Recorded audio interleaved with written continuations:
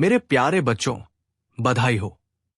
जिस क्षण तुम ये दिव्य संदेश सुन रहे हो, उसी क्षण से तुम्हारे जीवन का नया अध्याय शुरू हो चुका है।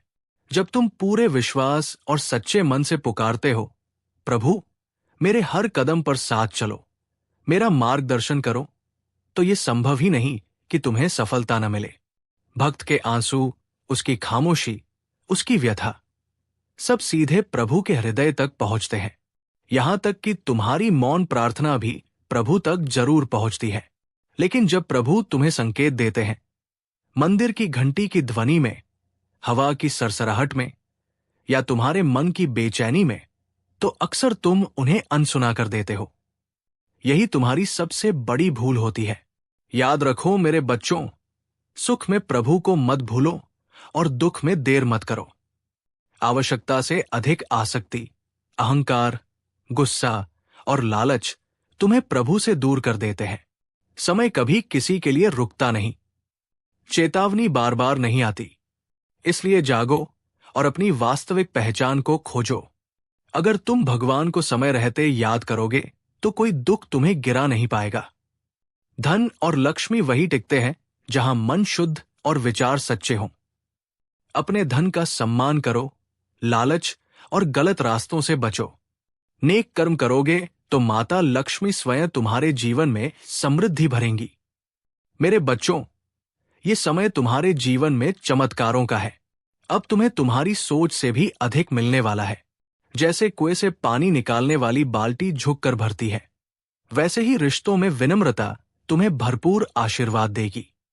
धैर्य और विश्वास दो ऐसे दीपक हैं जो अंधेरे रास्तों को भी रोशन कर देते हैं। हार मान लेना सबसे बड़ी गलती है, लेकिन धैर्य और विश्वास रखने वाला तूफानों के बीच भी मंजिल तक पहुंच जाता है। याद रखो, विश्वास केवल शब्द नहीं, बल्कि प्रभु तक जाने की सीढ़ी है। मेरे बच्चों, रिश्तों का सम्मान करना सीखो।